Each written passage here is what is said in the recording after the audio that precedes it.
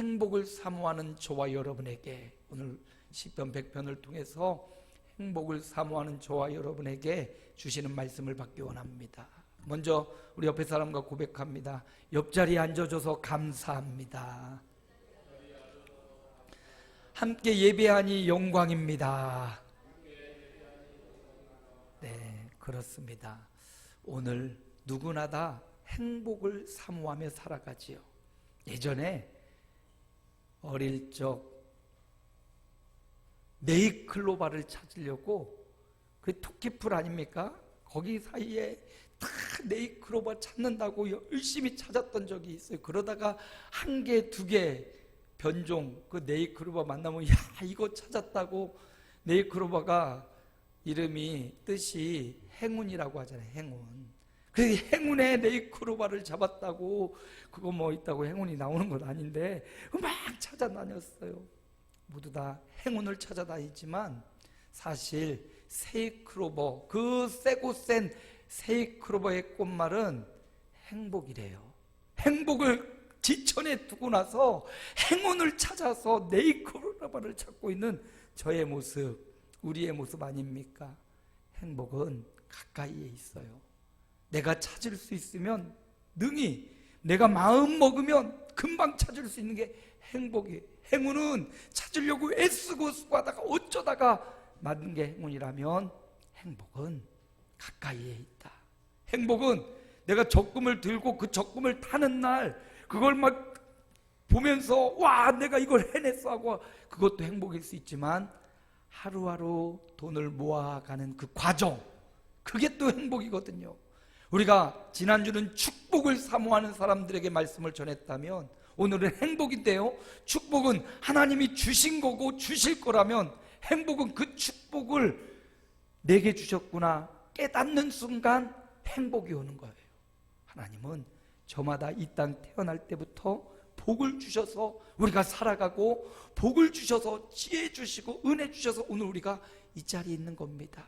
그걸 깨닫는 순간 행복해지는 거예요. 아, 하나님이 나에게 건강의 복을 주셨구나, 이걸 깨달으면 행복해지는 거예요. 근데 그걸 깨닫지 못하면 난 왜 이러지? 난 왜 이렇게 복이 없지? 행복이 사라지는 거예요. 하나님이 나에게 재물의 능력을 주셨구나, 아, 이걸 깨닫는 순간 행복해져요.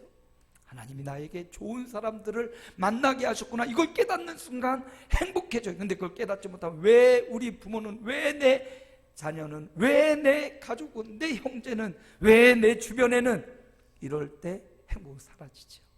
여러분, 하나님 우리에게 이미 주신 은혜와 축복이 많아요. 그 축복을 깨달으면서 오늘도 행복하시기를 주님의 이름으로 축복합니다.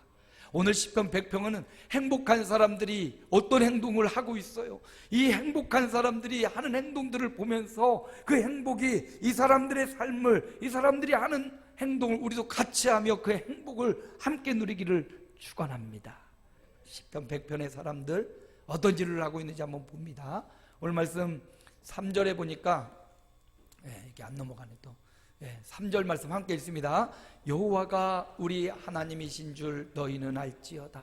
그는 우리를 지으시니요 우리는 그의 것이니 그의 백성이요 그의 기르시는 양이로다.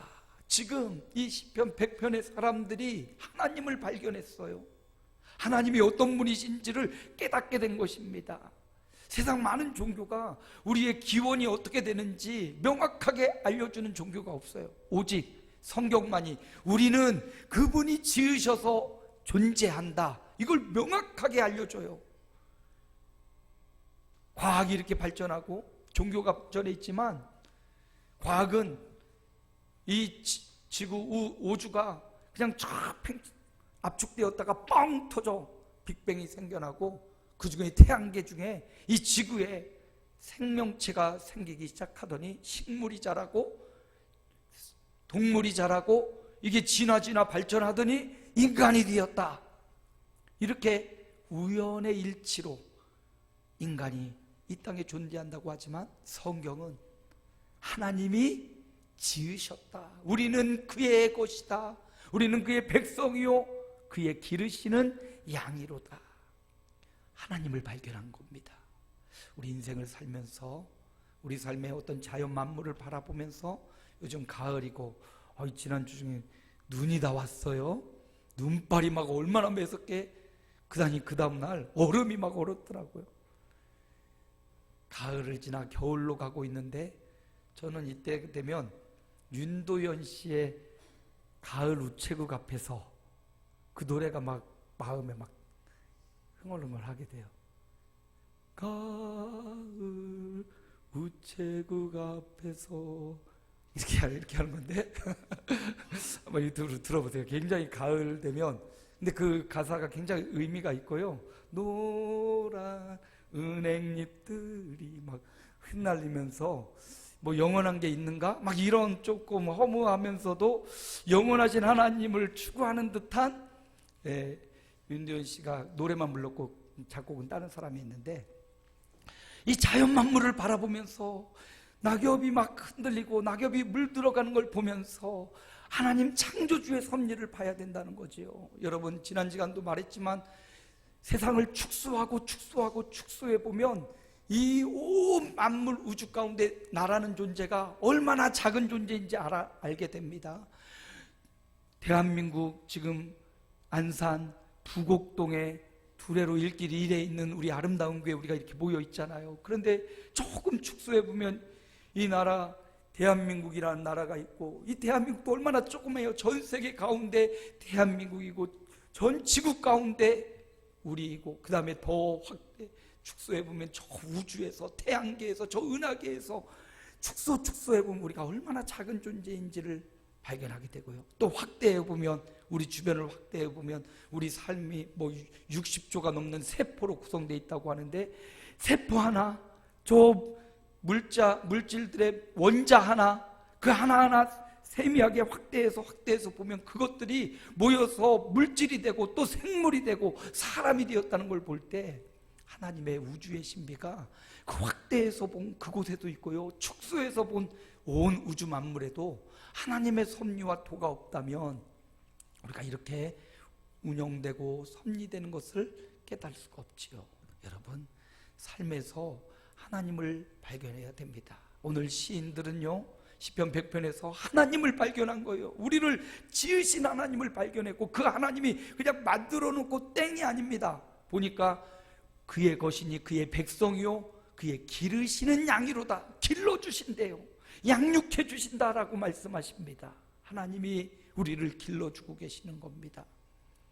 우리도 자녀를 낳고 또 결혼해서 자녀를 낳을 건데, 낳는 것도 중요하지만 기르는 것 더 중요합니다. 어떻게 양육하느냐 얼마나 중요하겠어요. 동물들은 낳고 바로 나물라라 하는 동물들도 있어요. 그리고 대부분은 어느 시간 조금 지나면 알아서 커가게 만들어요. 우리 교회 옆에 창고에 고양이가 와가지고 새끼를 3마리나 낳았어요. 근데 그 새끼 처음 발견할 때는 진짜 요만했거든요. 깽깽, 그것도 막 울음소리도 잘 못 내고 깽 하고 막 쳐다보고 막 이러고. 근데 한 3주 넘었거든요. 최근에 어제 문을 확 열어보니까 후두둑 하면서 이 고양이들이 막 하고, 몇 마리는 3마리 있었는데 1마리밖에 안 보이고, 이 얘네들이 어느 날 보니까 저 밑에 저 계단 1층에서 거기서 냥냥 하고 다니고 있어요. 그래서 얘네 왜 나왔어 했더니 어미가 다 데리고 나왔더라고. 어미가 다 데리고 나와가지고 저 밑에 우리 막 짐 쌓아둔데 거기에다가 막 숨어 있고, 여기 추워서 어떻게 지내 했더니 어느 날 보니까 또 일일이 들어와 있고, 올라갔다 내려왔다 하면서 지금 운동하면서, 이제 곧 어미는 이 새끼들 지들 맘대로 살아가도록 내버려 둘 거예요. 이 조그만 아이들이 어떻게 또 세상을 살아가나, 다 살아가게 돼 있죠. 여러분, 만드는 것도 중요한데 양육하는 것 참 중요해요. 우리 하나님이요, 우리를 길러주신다고 말씀하셔요. 언제까지? 짐승과 사람은 때가 되면 독립하고 때가 되면 살아가길 바라고 각자 살아가지만, 하나님은 우리의 출생부터 영원까지 우리를 길러주겠다고, 우리와 함께 해주고 우리 케어해 주겠다고, 능력이 없어 부모는 힘이 없어 지혜가 부족해서 잘 양육하지 못할지 모르지만 우리 하나님은 지혜가 충만하시고 우리 하나님은 능력이 한이 없으시고 전능하신 하나님께서 길러주겠다고 약속하셨어요. 바로 길러주시는 하나님을 시인들이 오늘 시편의 100편의 사람들이 발견한 거예요. 오, 내 하나님이 나를 길러주신대. 우리 부모, 우리 형제가 아니라 우리 하나님이 영원히 나를 길러주겠다고 약속하셨어. 여러분, 그 기르시는 하나님 앞에 기도하시기 바랍니다.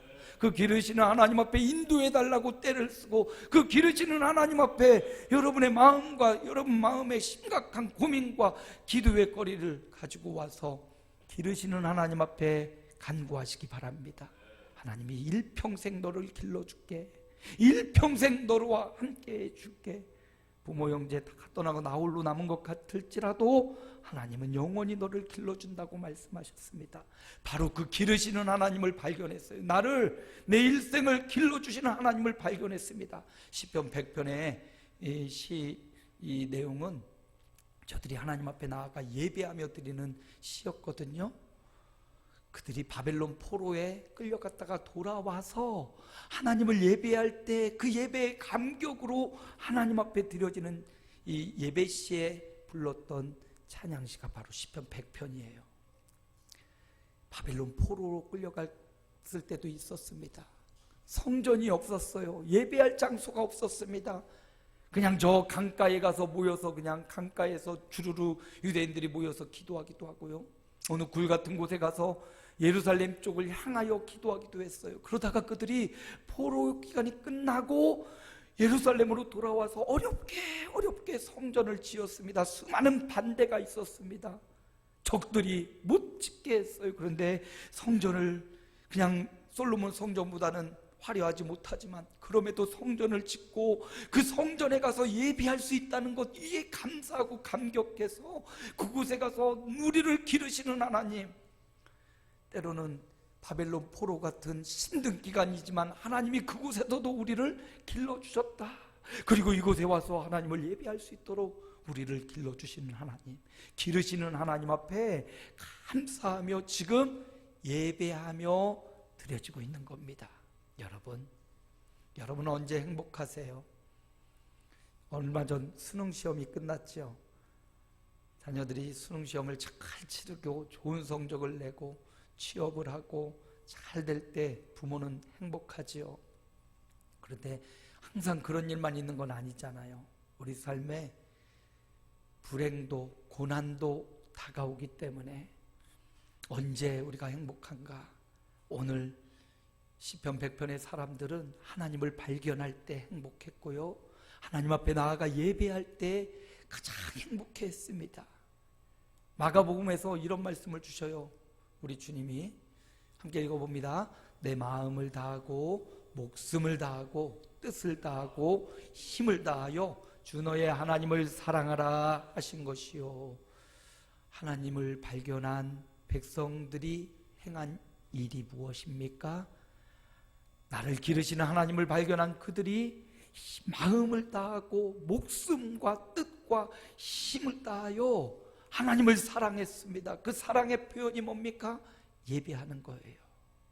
하나님을 두렵고 뜨겁게 사랑함으로 예배하는 것, 여러분 그것이 바로 행복의 비결이라고, 우리를 지으신 창조주 하나님을 알아보고 그 하나님 앞에 예배하는 것, 이것이 바로 행복이라고 저들은 우리에게 보여주고 있습니다.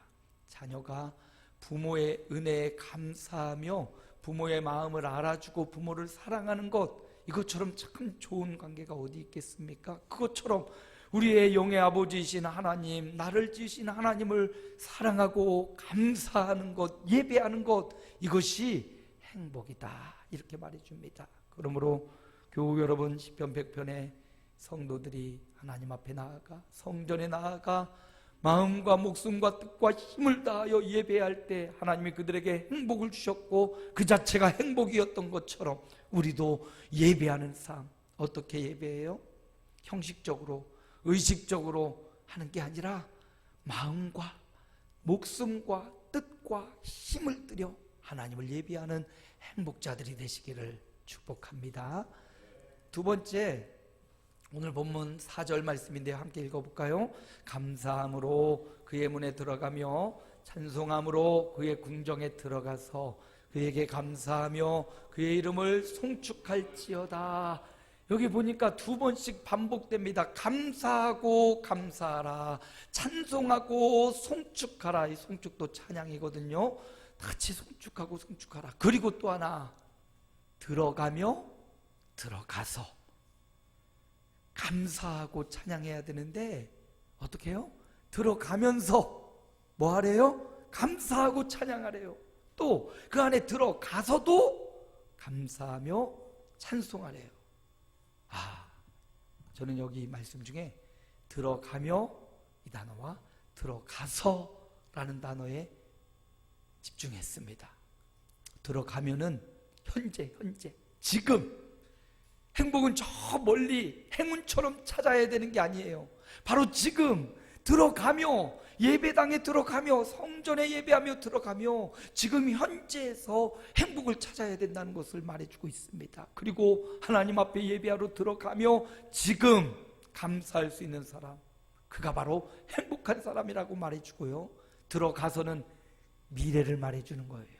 과거는, 이미 지나온 과거는 이제 다시금 돌아갈 수 없고 다시 그 순간에 가서 감사할 수 없어요. 그러나 들어가는 이 순간은, 예배하는 이 순간은 감사할 수 있고요, 들어가서 감사를 결단하는 겁니다.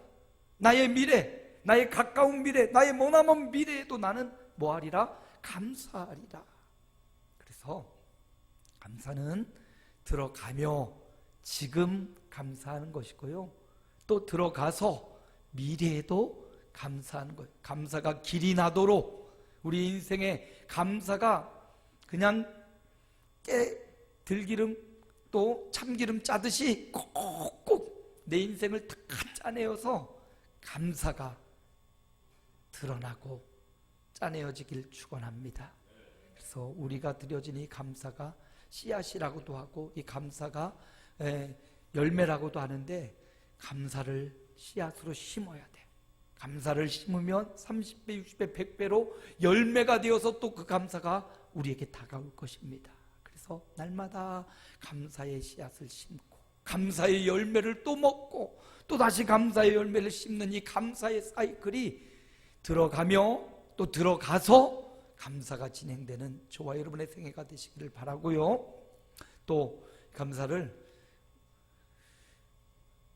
데살로니가 전서에서는 이렇게 말해주죠. 함께 읽습니다. 범사에 감사하라. 이것이 그리스도 예수 안에서 너희를 향하신 하나님의 뜻이니라. 감사는 하나님의 뜻이라고 했습니다. 하나님, 나를 향한 하나님의 뜻이 무엇입니까? 물어본다면 감사하는 것이다. 감사하는 것이다. 여기 보니까 범사에 감사하라. 범사는 모든 일에 감사하라. 모든 일 안에는 슬픈 일이 포함될까요? 포함됩니다. 괴로운 일이 포함될까요? 포함됩니다. 즐거운 일 포함될까요? 포함됩니다. 아픈 일 포함될까요? 포함됩니다. 건강한 일 포함됩니다. 이 범사에는 내 삶에 각각 다른 여러 삶의 현장을 살아가고 있습니다. 바로 그 여러분의 각양다른 삶 속에 들어가 있는 모든 일이 포함되어 있어요. 슬플 때에도, 괴로울 때에도, 즐겁고 행복할 때에도 감사하라. 이것이 주님의 뜻이라고 말씀합니다. 사실 이게 이렇게 말씀에 탁 나와 있어 지식적으로는 탁 되는데 삶에서는 잘 안 되는 수가 많아요. 저도 이 말씀, 감사의 말씀, 행복의 말씀을 준비하면서 감사해야지 하면서도 계속 또다시 염려하고 있어요. 또 걱정하고 있고 또 괴로워하고 있고 또 잠 못 자고 있고 막 여러 가지 생각과 여러 가지 사로잡혀서 감사가 아니라 염려와 걱정과 근심으로 어느 순간 저를 장악하고 있더라고요. 감사의 절기, 감사를 더 생각하고 묵상하고 감사를 고백하고 선포해야 되는데 어느 순간 원망이, 어느 순간 불평이, 어느 순간 걱정과 염려가 들어와 있어요. 그러니까 감사는 의도적으로 해야 됩니다. 엄마는 또 그 소리야, 아빠는 또 그 소리야, 이 소리 들어가도록 감사를 새기고 범사에 감사하는 삶, 그게 바로 행복한 삶이라고 말씀하는 거예요. 그래서 시편 기자들이 감사함으로 궁정으로 들어가고 또 들어가서도 또 감사하는 겁니다. 그 감사가 행복이라고 말씀하고 있는 거예요. 그래서 오늘 우리가 이 자리에 있는 것, 오늘 여기에 모여 있는 것, 또 영상으로 예배하고 그 자리에 있는 것, 생존하는 존재 자체가 감사라는 사실. 여러분들이 있어서 제가 있고 또 제가 있어서 여러분이 함께 말씀을 나눌 수 있으니까 존재 자체에 대한 감사가 우리 가운데 필요합니다. 그래서 주님이 감사하라고 말씀하시죠. 이것이 하나님의 뜻이라고 말씀합니다. 하나님 뜻을 알려주세요, 보여주세요. 그러지 말고 성경을 통해서 하나님의 뜻을 이미 알려줬습니다.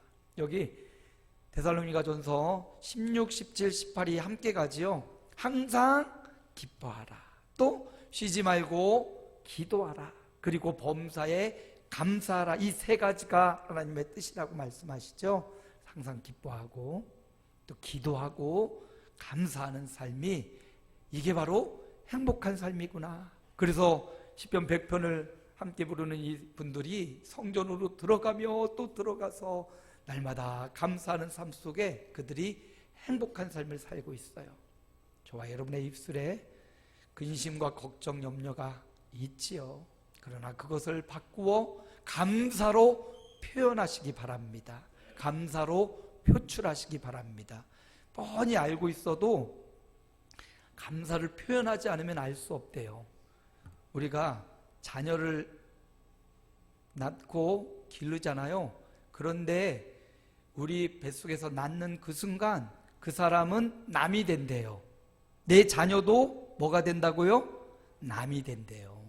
그래서 남이기 때문에 한 존재 인격이기 때문에 쟤는 늘 그랬어, 지레 짐작하지 말고 물어보고 확인하고 그래야 마음을 알 수 있대요. 부모님이 나를 낳았으니까 나를 다 잘 알 거야 하고 부모님에게 대화의 벽을 딱 치면 더 이상 교류가, 나를 알 수가 없는 거예요. 그래서 그 감정을 표현해내야 된대요. 엄마 내가 아파, 엄마 내가 슬퍼, 엄마 내가 괴로워, 엄마 내가 힘들어. 무엇 때문에? 이것 때문에. 무엇 때문에 너는 그렇게 괴롭니? 무엇 때문에 그렇게 힘드니? 왜? 무슨 이유로 너는 그렇게 아파하는 거니? 왜 괴로워하는 거니? 이렇게 물어봐줘야 그 감정을 확인할 수 있고 그 존재를 확인할 수 있다는 거예요. 그냥 내 추측만으로, 내 생각만으로, 짐작만으로 하지 말고 표현하라는 거죠. 마찬가지 감사도 입에 담고 있지 말고 표현하라는 거예요. 하나님께 감사를 표현하고요, 우리 부모님에게도, 아들, 딸들, 자녀, 가정에도, 남편과 아내에게도 감사를 표현하는 것, 그거 너무 중요합니다. 그런 의미에서 우리 옆에 사람들에게 함께 해주셔서 감사합니다. 감사를 자꾸 표현하는 거죠. 이게 하나님의 뜻이래요. 우리가 감사하며 살아가는 것, 하나님이 원하시는 바라고 말씀하시죠. 그래서 이스라엘 백성들이 하나님 앞에 예배하러 성전에 올라가면서 들어가서 감사하고 있는 것, 행복한 삶을 살고 있습니다. 마지막 한 절도 보겠습니다. 1절 말씀이에요. 함께 읽습니다. 온 땅이여 여호와께 즐거운 찬송을 부를지어다. 2절도 함께 읽어볼까요? 기쁨으로 여호와를 섬기며 노래하면서 그의 앞에 나아갈지어다. 찬양하라는 거거든요. 하나님을 찬양하라. 노래, 목소리 좋은, 아주 좋고 음정박자 잘 맞는 노래도 중요하지만 내 마음으로 하나님을 기뻐하며 하나님께 영광을 돌리는 것, 이게 바로 찬양이에요. 그래서 하나님을 찬양하는 삶, 기쁨으로 여호와를 섬기며 노래하며 그 앞에 나아가는 삶이 행복이라고, 찬양하는 삶을 살아가라고. 노래는 삶이 되더라고요. 여러분은 요즘 어떤 노래를 좋아하십니까? 어떤 찬양을 좋아하십니까? 여러분이 원하고 여러분이 좋아하는 그 찬양과 노래가 여러분의 삶과 가장 가까운 노래이고 찬양일 거예요.